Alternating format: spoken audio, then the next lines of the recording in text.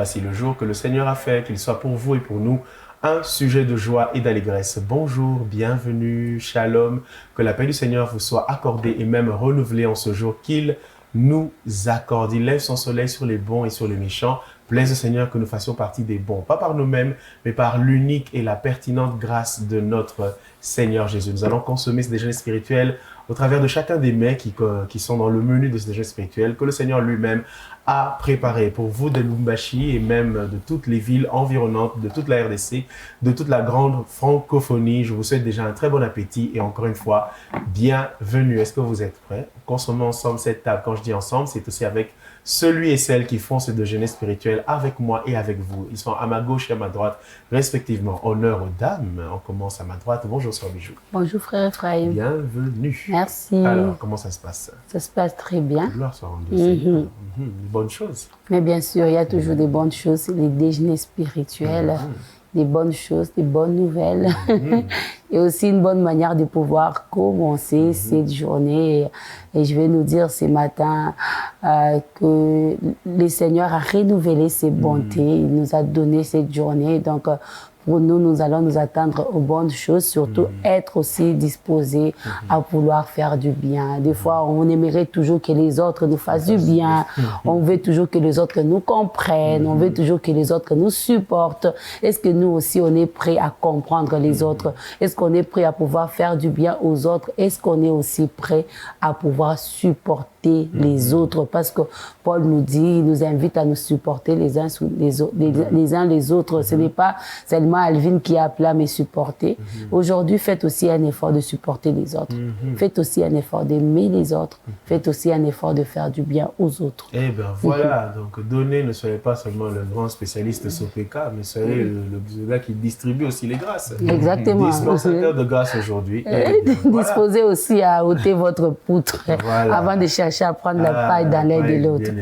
Écoutez, on est tourné vers l'extérieur aujourd'hui. Et je pense que comme il a été cité, il va s'y appliquer. Je le salue, nous saluons ensemble. Bonjour frère Alvin. Bonjour Papa Ephraim, bonjour Maman Bijou et bonjour à tous nos téléspectateurs. Très content de vous retrouver, particulièrement vous. Voilà. Après plus d'un mois, oui. Voilà. En tout cas, je suis très content de vous retrouver, la grande famille. Et je m'en vais aussi saluer Papa Ephraim, à saluer carrément toute la communauté francophone. Hein. Je m'en vais saluer les lusophones. Ah ben voilà. Ah ben, nous les saluons aussi. Nous sommes très contents. Gloire au Seigneur, surtout de retrouver Maman Bijou avec une belle salutation. Je pense que c'est une belle recommandation déjà ce matin, une très belle recommandation parce que Christ nous les demande aussi. Faites aux autres ce que vous aimerez à ce qu'ils fassent pour vous. Alors faites le bien et surtout il y a un détail important, c'est que ne faites pas le bien simplement. Non, faites-le au même titre que vous aimeriez que ça impacte aussi votre vie. C'est important. Apana, vous aimeriez qu'on vous donne 10 000, mais quand c'est vous, non, c'est 5 000. Non, cherchez aussi à donner 10 000, c'est important. Ben voilà. Quand c'est vous, c'est 10 000. Quand ça arrive chez Slobo, on la regarde, elle ne mérite pas des 10 000, on la donne des 000. Il ne faut pas avoir des crampes d'estomac au moment de faire le bien aux gens. Non, non. Il faut rester en paix, faites exactement. Bien. Je suis en train de penser aux marâtres, les marâtres, les mamans qui ont hérité les enfants de leur mari et qui vivent dans leur mariage avec leur mari, mais ces enfants ne sont pas les vôtres. Faites du bien à ces enfants comme s'ils étaient les vôtres. Faites-leur du bien. Un enfant ne demande rien d'autre que d'être aimé et il aime en retour ses parents indistinctement, qu'ils soient biologiques ou pas. Quand ses parents l'aiment, je vous assure, il est attaché à ce parent-là parce que ce parent l'aime, qu'il soit son père biologique ou pas. C'est prouvé, c'est statistique. Mais ça, c'est vrai. Des gens qui sont à l'école de la sorcellerie et qui apprennent à faire du mal aux petits-enfants. Même s'il ressemble, il a le visage de l'ancienne épouse.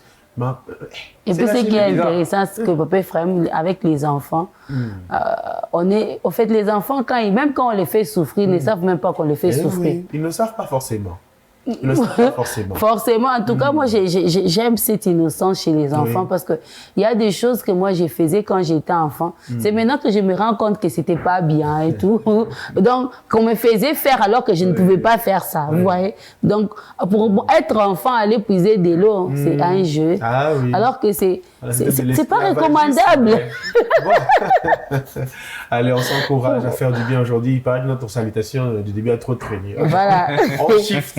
interpellation. Merci beaucoup, Laetitia Stamili, de nous avoir supportés. Et merci aux marâtres d'ouvrir leur cœur comme des mères, tout simplement. Allez, première étape, 1er mai, il s'agit de la pensée, n'est-ce pas? Oui. Et bien, on la découvre ensemble et on la consomme avec ouverture de cœur. Pensée du jour tout de suite.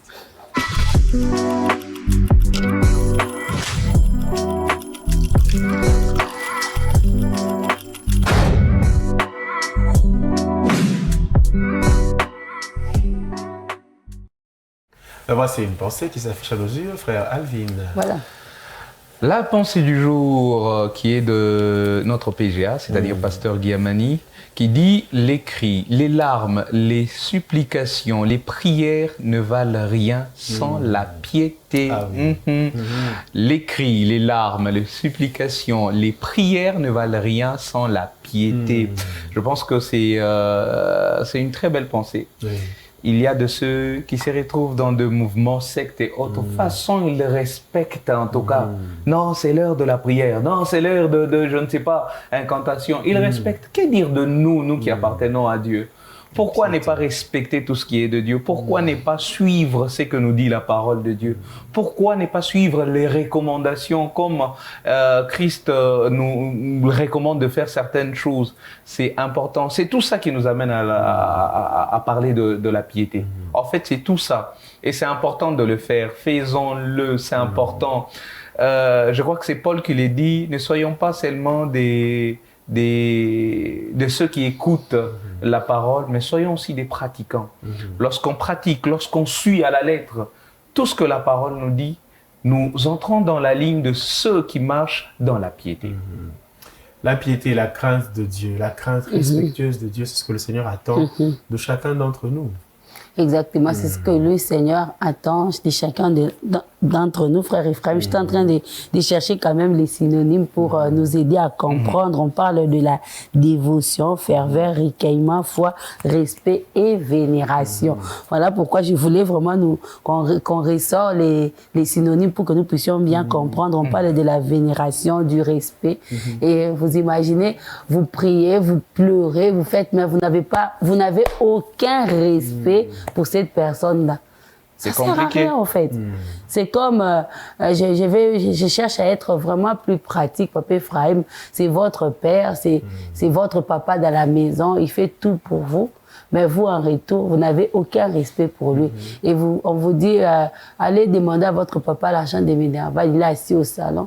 Vous n'avez papa là. Bon, on m'a demandé l'argent des Minerval. Vous regardez, mais cet enfant, déjà quand il me parle mal, elle n'a aucun respect pour moi. Même quand le père payera pour vous l'argent des Minerval, à un certain moment, il les payera seulement parce que c'est votre père. Ou bien soit, il ne va pas les faire au fait. Il ne les fera pas avec joie et avec amour, parce qu'il sait que vous n'avez aucun respect pour lui. Alors, n'amenons pas le Seigneur à aller à cette dimension. C'est ce que le pasteur est en train de dire. Vous pleurez, vous faites tout ce que vous faites, mais vous n'avez aucun respect pour ces dieux-là. Mais ça ne sert à rien. Ça ne sert à rien. Eh bien, commencez par les respects et le reste, ça va suivre, s'il faut le dire comme ça. La crainte de Dieu se bat pour nous. Elle agit en notre faveur. Elle est comme aussi un avocat lorsque, justement, on est dans des situations qui nous demandent la grâce du Seigneur. Et permettez-moi, avec la permission de maman Laetitia, d'assister sur les marâtres. Je pense que c'était vraiment important. Je me rappelle d'une marâtre, et plusieurs pourront se reconnaître, qui avait les enfants de son mari, avec son mari, d'un côté dans son mariage, mais qui les faisait bien souffrir. Qui les faisait bien souffrir malheureusement. Et qui ensuite a eu aussi, elle avait ses enfants aussi. Et elle a encore eu un autre enfant dans le mariage, elle était enceinte. Vous savez quoi? Le Seigneur n'a pas permis, le Seigneur a fait savoir qu'il n'allait pas permettre que cet enfant naisse. Pourquoi? Parce que ça allait être le couronnement du mauvais cœur et les enfants de l'autre allaient souffrir encore plus. Et le Seigneur ne l'a pas permis. Grossesse arrivée à terme, l'enfant est mort. Il est mort-né. Il n'est pas... Et c'est le Seigneur qui l'a dit. Je ne le dis pas parce que je veux le dire. C'est le Seigneur qui l'a dit. Je n'ai pas permis parce que cet enfant allait être encore une plus grande souffrance pour les autres, les enfants de l'autre. Et ça, le Seigneur veut que notre crainte soit là. Il y avait des larmes, je suis. Les larmes ont coulé, mais quand on ne craint pas et que la crainte de Dieu ne se manifeste pas seulement par une dévotion, une prière, c'est par la façon dont on regarde et on considère les autres. Exactement. Et vraiment aimons, je parle vraiment des marâtres et des beaux-pères. En tout cas, ils ne sont jamais, ils sont presque pas problématiques. Oui, mais il faut quand même insister. Aimer ses enfants, je vous assure, ils n'auront pour parents que vous. Et ils n'ont rien demandé. Hein. Oui. Et les enfants sont prêts à rendre l'amour aux parents, même adoptifs. Exactement. Ils sont prêts. Et je pense que c'est pour ça que Christ dit que le royaume de Dieu appartient à ceux qui leur ressemblent. Ainsi dit, quelle belle pensée qui nous amène dans des profondeurs insoupçonnées. Maintenant, allons vers le pain du jour. Un pain qui sort du message du dimanche, pas dernier, mais du dimanche d'avant, on entend de clôturer sur ce thème. Le Seigneur Jésus-Christ est digne de recevoir la sagesse, si je ne m'abuse. Eh bien, découvrons ce thème encore une fois pour le clore ensemble. Bon appétit, on se retrouve juste après.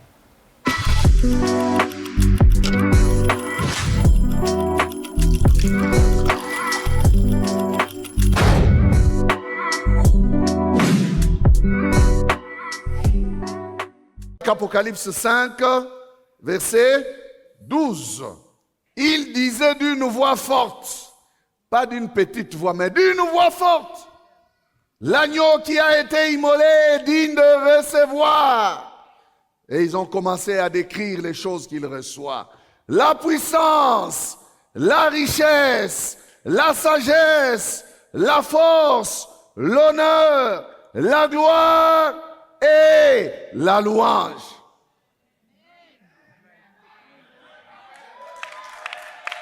Et la louange. Nous sommes en train de décortiquer ces 7 attributs-là qui lui sont confiés. C'est parce qu'il est mort, ayant été obéissant jusqu'à la mort, étant l'agneau immolé, qu'il reçoit ces choses. 3e élément donc, la sagesse. Quelqu'un dit avec moi la sagesse. Jésus est digne de recevoir la sagesse. Ces vieillards et ces anges les déclarent à haute voix. Ils le proclament. Ils savent ce qu'ils disent parce qu'ils le voient. Frères et sœurs, il y a une telle sagesse en Jésus-Christ que l'on ne saurait la décrire correctement. Ce matin, il est question de la sagesse. La sagesse. Vous savez que pour régner, il faut avoir la sagesse. Pour conduire les autres, il faut avoir la sagesse. Et il y a beaucoup de querelles, beaucoup de problèmes dans ce monde, faute de sagesse. La sagesse. Je veux simplement que quelqu'un comprenne que Christ qui est assis sur le trône reçoit de son Père tout ce qui convient à son règne. Regardez les prérogatives qui l'attendent. Jésus jugera les vivants et les morts. Jésus a un tribunal sur lequel il va siéger. Nous passerons devant le tribunal de Christ. Même nous, chrétiens, nous serons exposés à donner des rapports. Imaginez tout simplement un travail comme celui-là, sans la sagesse. Dégâts sur dégâts, erreur sur erreur, erreur d'appréciation, je vais dire. Vous savez, quand on rend témoignage de Salomon, on dit qu'il était plus sage que tous les sages de l'Orient réunis. Là où il y a l'occultisme et la sorcellerie de l'Orient, là, Salomon dépassait ces gens en sagesse. Bon, quand Jésus dit il y a ici plus que Salomon, ça veut dire qu'il dépasse toute la sagesse des sages de la terre, réunis entièrement, ensemble. Vous les mettez dans une salle de classe. Jésus a plus de sagesse que tous. Dépositaire de la sagesse. C'est Jésus la sagesse personnifiée. C'est Jésus bien-aimé qui donne la sagesse et qui rend quelqu'un sage. Jésus s'étonne. Jésus s'inquiète. Comme il s'inquiétait de ceux de sa génération. Comment les hommes ne cherchent-ils pas la sagesse auprès de lui? Ils veulent la chercher dans l'occultisme. Ils veulent la chercher dans les grandes études universitaires. PhD, c'est bien.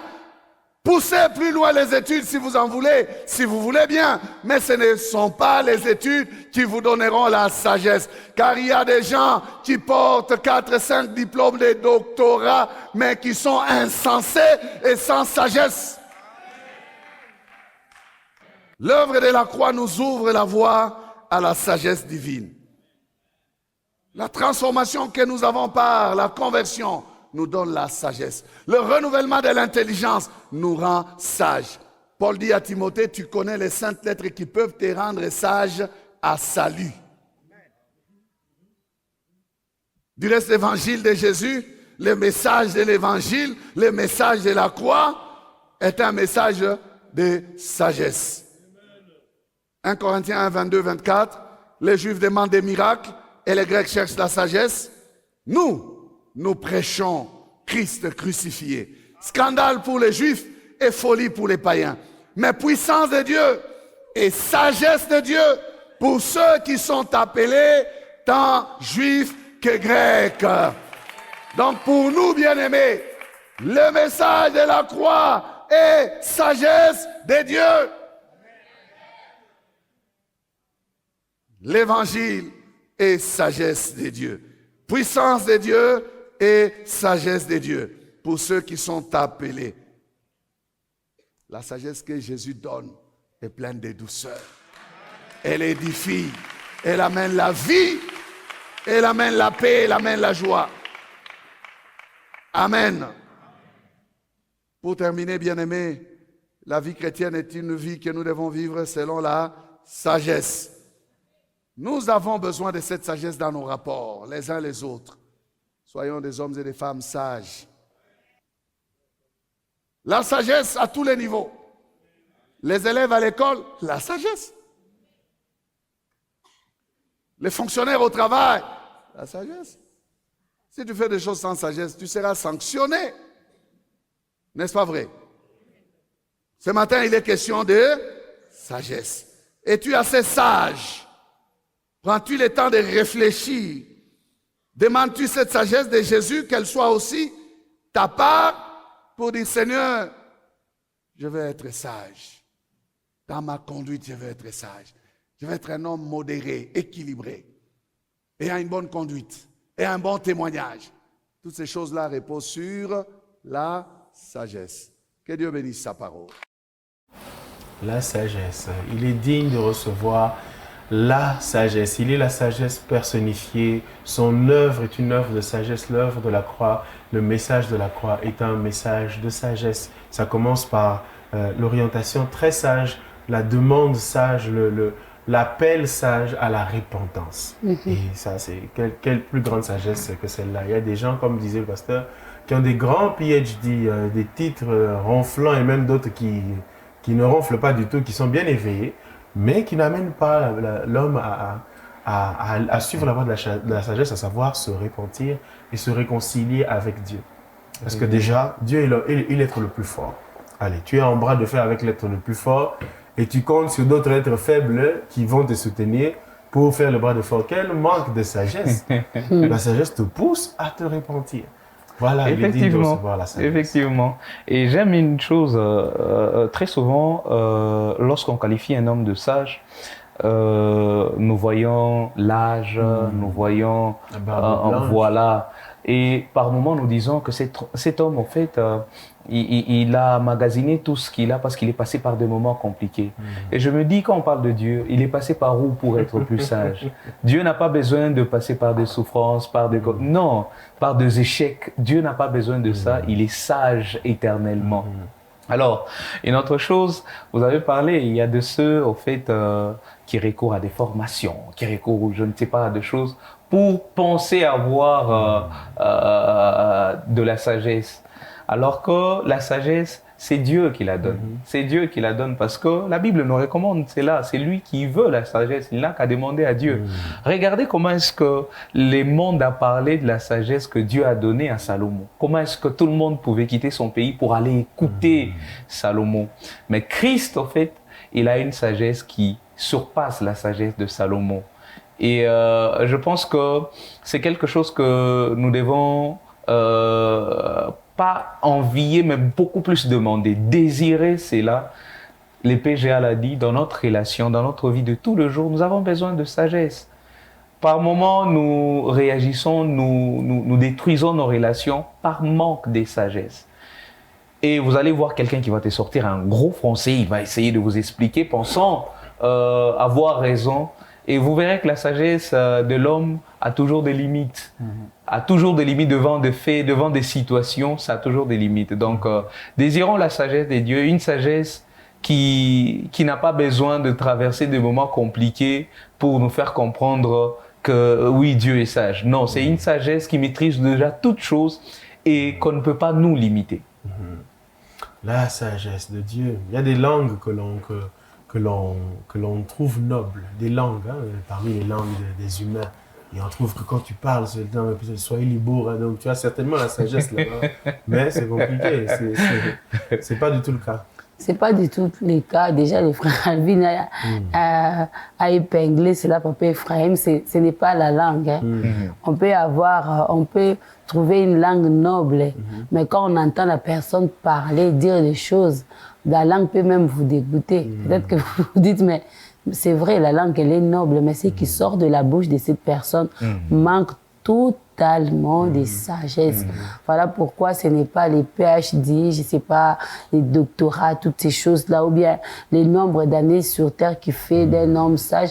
J'ai aimé, un jour, on parlait avec quelqu'un, un collègue de Libéta, on disait, mais la personne, quand on la voyait avec l'âge et tout, on se disait vraiment que de sa bouche sortirait la sagesse. Mais malheureusement, c'est les cas.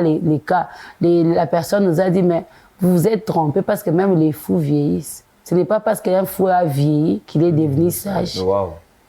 C'était, voilà, j'ai fait comme le frère Alvin. Quand j'ai dit, mais waouh, c'est vrai, même les fous vieillissent. Ce n'est pas parce qu'un fou a vieilli qu'il s'est passé de sa folie qu'il est devenu sage. Donc, ce n'est pas le nombre d'années qui font de vous un sage, mais c'est lorsque vous recherchez la sagesse auprès de l'Éternel que vous deveniez sage. Et le frère Alvin l'a dit, le manque de sagesse a détruit au-delà des relations, ça détruit même des familles. Le manque de sagesse a fait à ce que cette marâtre devienne l'ennemi des enfants de son mari. Parce qu'elle a manqué la sagesse, elle a cru que ses enfants deviendront, je sais pas, prendront sa place, ou bien, parce que c'est le manque de sagesse, papa frère. Oui. Parce que là, si vous êtes sage, vous comprendrez que ces enfants resteront que des enfants. Si vous êtes sage, vous comprendrez que dans les chefs de ces enfants, il y a de l'innocence.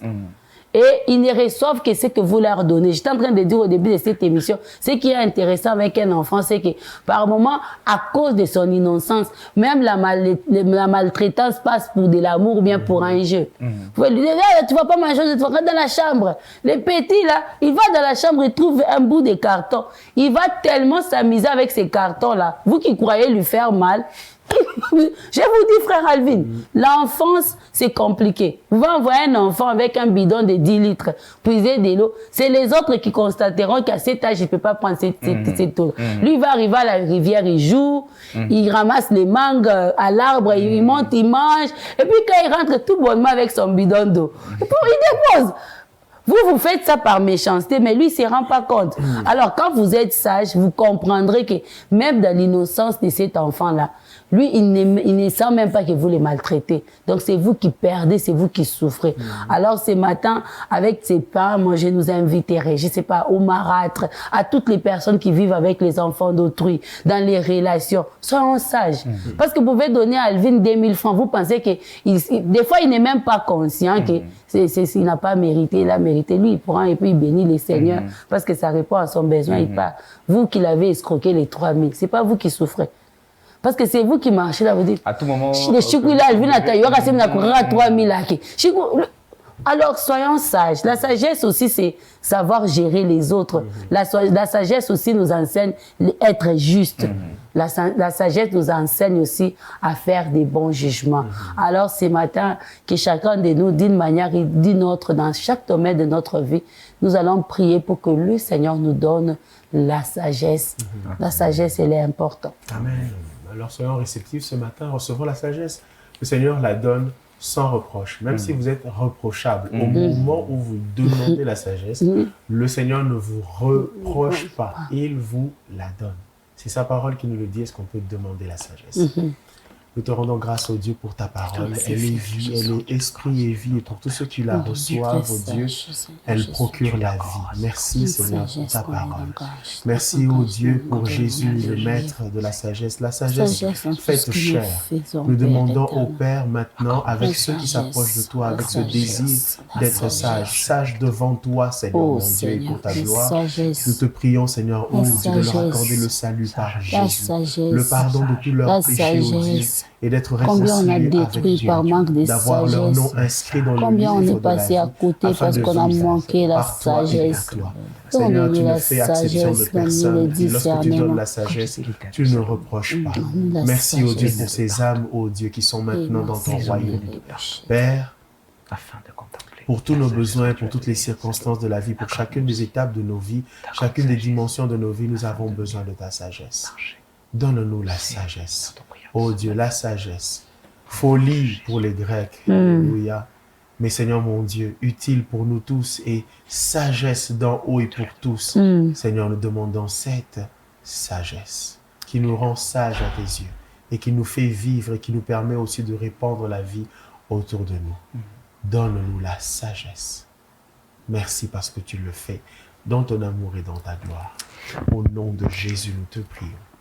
Amen. Merci Jésus. Gloire soit rendue au Seigneur qui nous accorde la sagesse. Allez, maintenant, exercice de sagesse. On applique la sagesse, c'est aussi simple que cela. Il va y avoir des situations qui vont venir et mettre à l'épreuve votre sagesse, la nôtre. Appliquons-la. C'est la façon de manifester la sagesse que nous avons reçue. Gloire soit rendue au Seigneur. À présent, que les hommes sages élèvent un cantique. La Bible dit qu'il est digne de recevoir la sagesse et on termine là-bas par la louange. Alors, qui sommes-nous pour ne pas louer? Louons le Seigneur et levons vers lui un cantique d'adoration ou de louange avec notre cœur. Que la voix soit belle ou pas, c'est pas grave. Allez, chant nouveau, c'est tout de suite.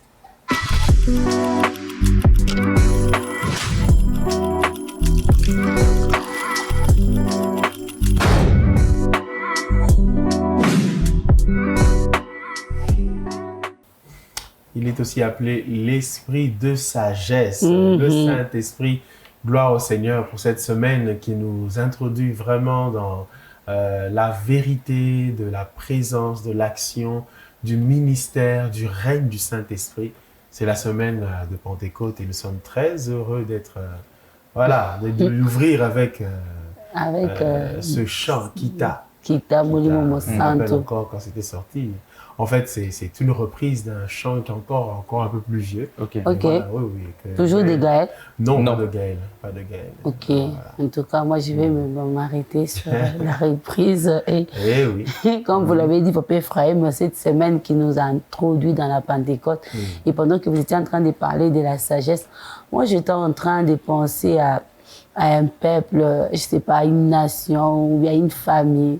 On a tellement demandé la puissance, on est devenu puissant, mais peut-être qu'il y a des choses qui ne se sont pas résolues parce qu'en dehors de la puissance, il fallait être aussi sage.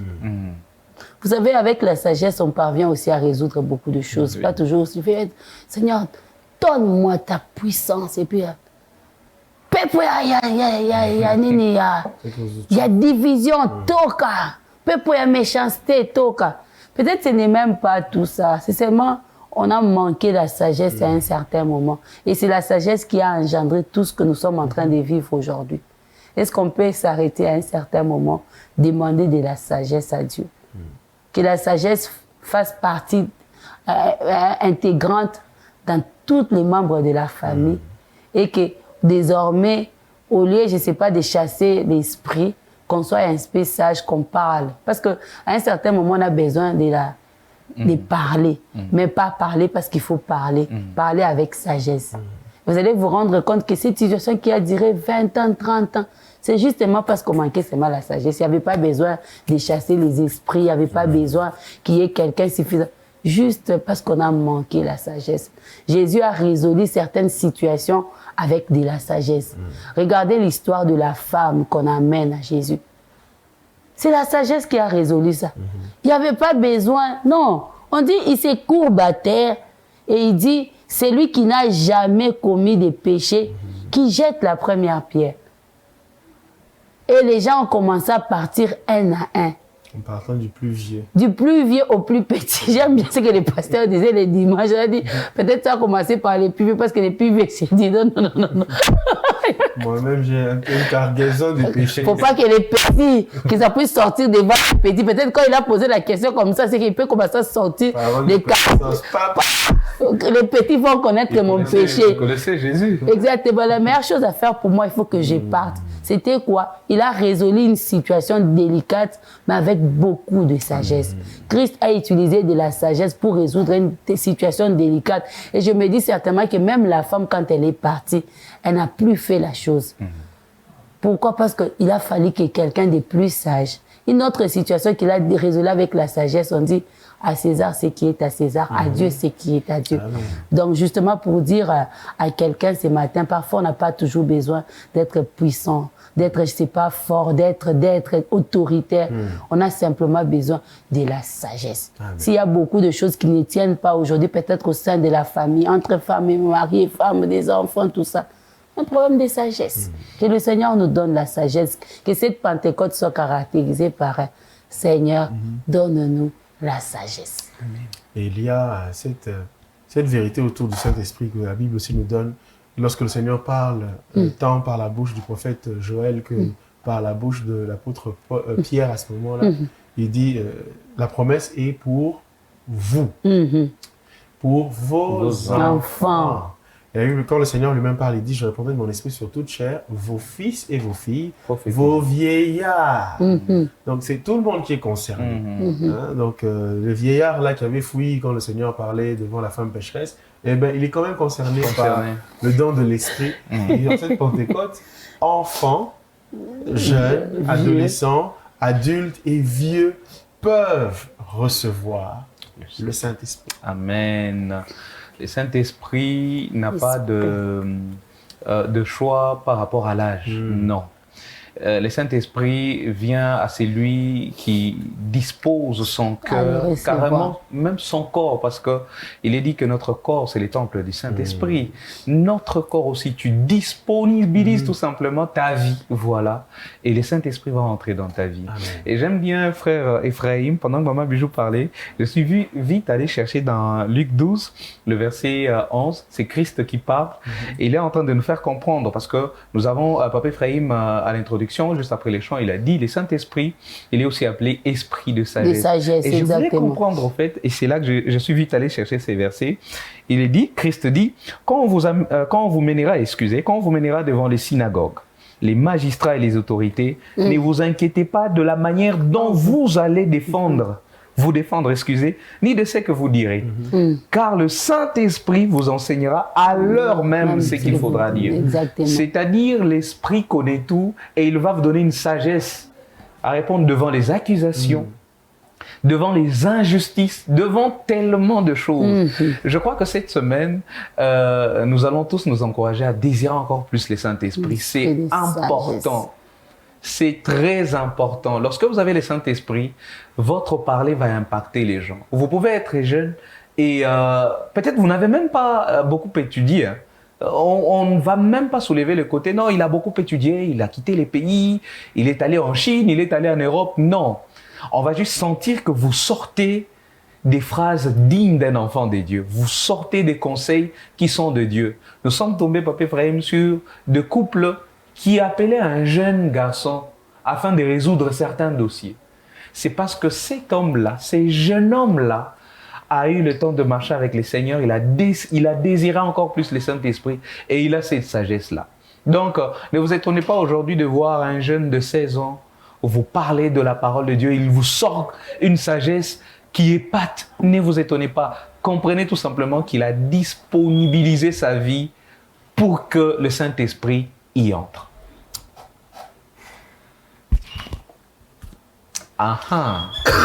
J'ai compris. Tu vas couper, hein. Ce chat-là a commencé à me chatouiller dans la gorge grave. Ok. Ouf. Tu peux couper. Tu peux couper par là. parce que je sens que ça commence à me barger. Ok, ça va? Je peux?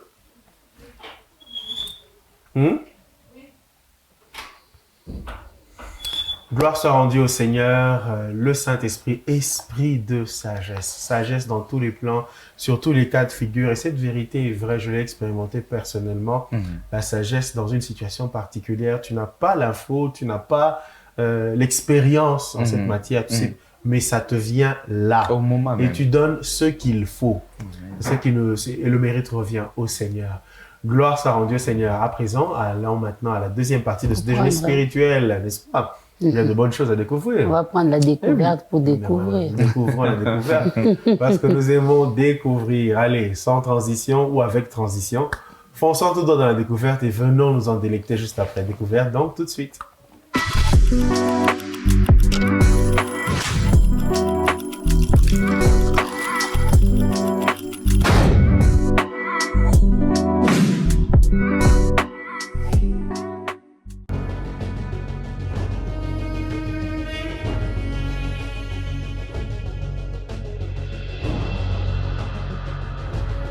Cette semaine, nous vous donnons rendez-vous à la découverte des monts Bal dans le sud-est de l'Éthiopie. C'est parti pour cette petite aventure. Ce massif afro-alpin culminant à 4377 mètres abrite le parc national éponyme de 2200 km², sanctuaire d'espèces endémiques extraordinaires. Le plateau du Saneti, plus vaste zone afro-alpine d'Afrique, déploie des paysages lunaires à plus de 4000 mètres d'altitude.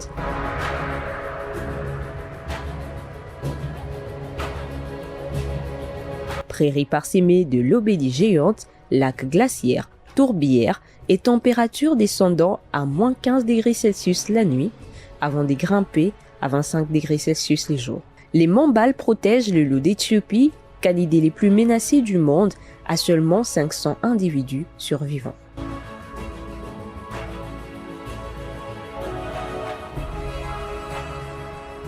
Le parc abrite une biodiversité endémique exceptionnelle.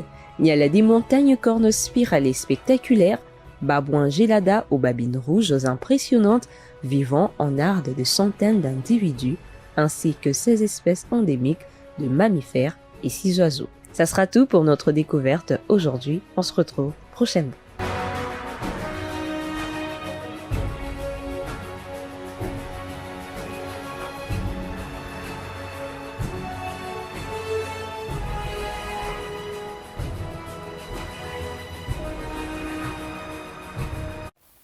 Comme ça a été dit, un paysage lunaire. On pense que ce genre de paysage, on le voit qui ressemble un peu aux États-Unis, Grand Canyon et tout ça. Non, c'est sur la belle terre africaine, terre-mère, comme diraient certains, que voilà, on découvre de très belles choses, un beau paysage, une belle géographie particulière, avec des montagnes, des dénivelés, et une faune diversifiée. Oui, et vous connaissez certainement l'histoire de l'Éthiopie depuis les temps, l'Éthiopie, quand on parle de colonisation, comment est-ce que l'Éthiopie a résisté, quand on parle carrément des histoires bibliques, comment est-ce qu'on voit aussi une participation des Éthiopiens. En fait, c'est un pays qui a beaucoup de choses au fait à nous offrir. Et aujourd'hui, cette belle découverte vient tout simplement nous encourager à prendre, déjà votre phrase le disait, il n'y a pas que les États-Unis à visiter, il n'y a pas que, je sais pas, les Brésil, vous voulez. Aussi, non, voilà. Il y a de coins à découvrir ici chez nous en Afrique. Il y a de beaux coins à découvrir ici chez nous en Afrique. Ne pensez pas que c'est ailleurs où tout a été coulé du ciel, tout est venu. Non, nous avons tout ce qu'il faut ici chez nous. Nous allons nous encourager. N'aimez pas seulement lors de, je ne sais pas, vos vacances, quitter l'Afrique pour l'Europe, les Amériques.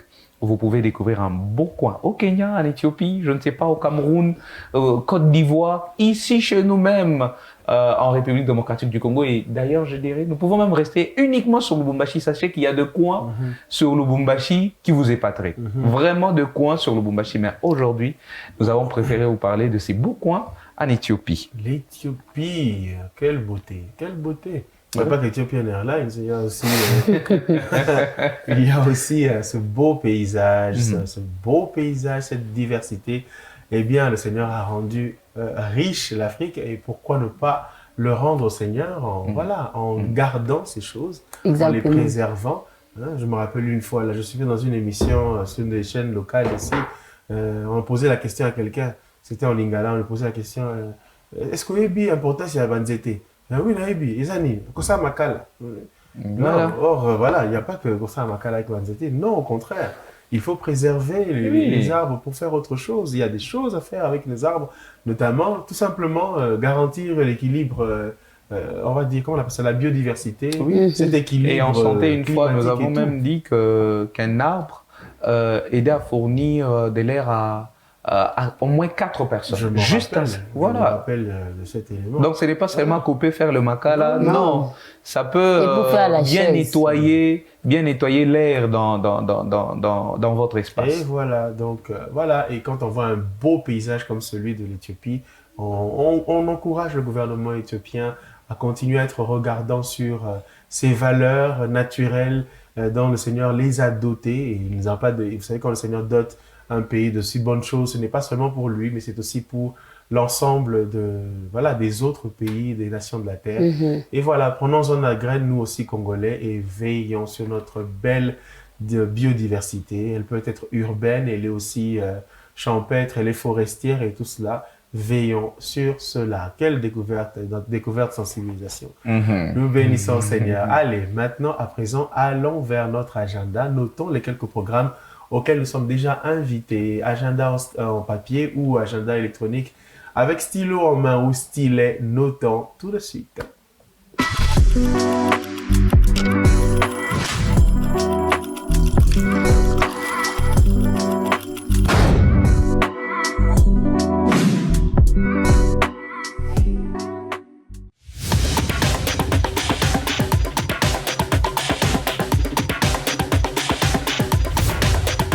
Chaque premier dimanche du mois, c'est le dimanche de la mission. Nous prions pour la mission et nous contribuons pour la mission. N'oubliez pas d'apporter votre contribution pour la mission. Merci de penser à votre contribution. Faites-nous parvenir votre contribution via le mobile panier au +243 97 41 41 579 ou au +243 81 87 55 0 0 0 au 0017-12 30-00 10 794-00 53 ou faites un virement bancaire à la TMB. Nous contribuons pour la mission. Que Dieu vous bénisse.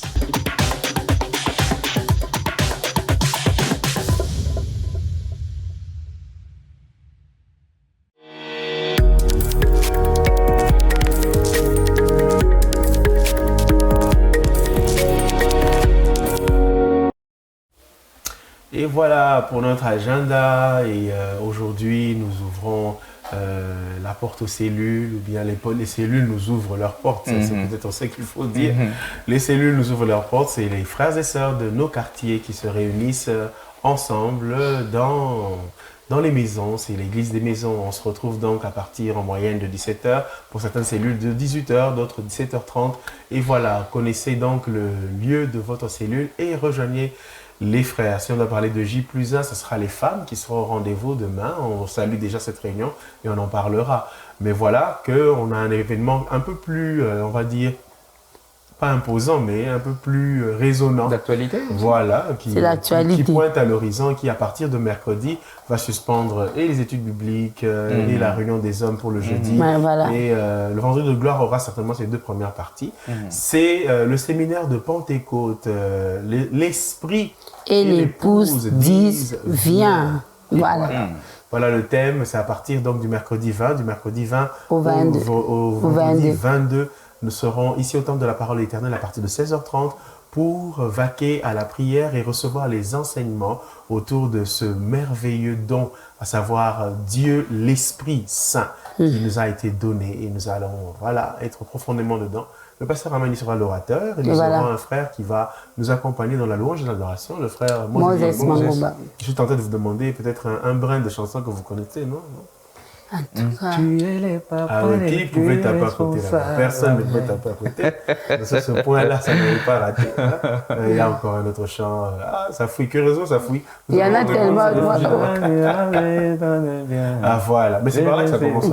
C'est une compilation Voilà. qui termine par. Il a récemment sorti Oui. une série de chansons. Je pense même avec Le pasteur Henri Papa. Voilà. Lui, il est toujours dans des séries. C'est pourquoi ça se mélange dans la tête. En fait, c'est déjà C'est les bien lives, c'est déjà c'est bien comme ça parce qu'on que appelle ça. La plupart du temps. vu que nous sommes encore au début de cette semaine, c'est bien pour nous d'aller directement taper sur Internet. Vous apprenez un peu les paroles, comme ça, vous ne sentira pas Oh, ne vous vraiment inquiétez des pas. titres. Les bien-aimés connaissent. On connaît. Ils connaissent et ce sera donc un moment rempli de vie. Rendez-vous pris pour le séminaire de Pentecôte. Est-ce qu'on peut terminer ce déjeuner spirituel? Prenons la cerise sur le gâteau. C'est le tout dernier, mais il s'agit de la parole du Seigneur que nous lisons aujourd'hui. 3 chapitres par jour, 5 les dimanches et les jours fériés. Voici le verset du jour que nous tirons des 3 chapitres. Découvrons-le ensemble.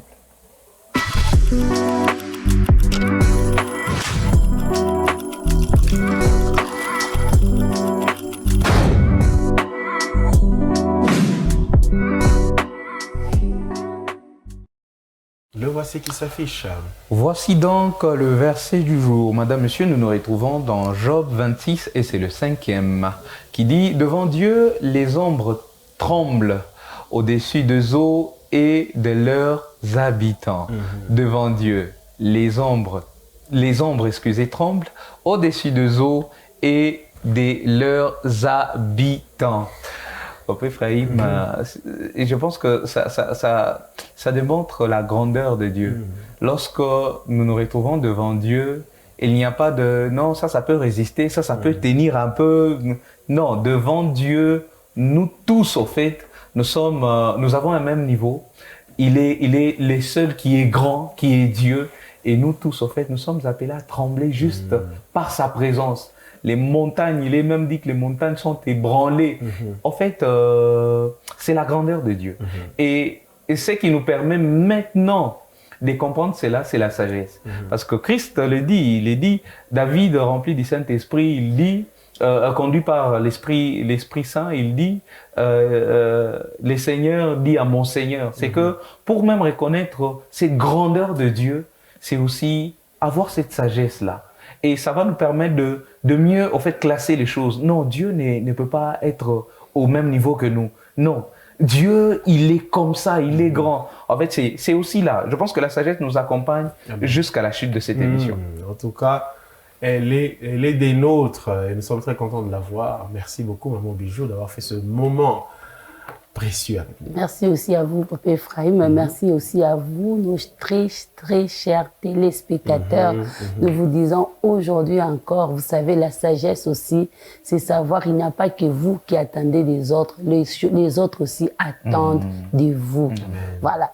Gloire soit rendue au Seigneur. Merci, frère Alvin. Je vous en prie, rendez-vous demain. Donc, voilà, moi, j'y prends une pause. Gloire soit rendue au Seigneur. Merci à toute l'équipe cachée derrière les caméras, devant les ordinateurs, pour vous permettre de recevoir le déjeuner spirituel sur vos écrans, petits et grands. Que le Seigneur soit béni pour cela. Gardons ensemble nos robes blanches, parce que le rémunérateur de notre foi, le Seigneur Jésus-Christ, est à la porte. Il vient bientôt nous chercher. Shalom.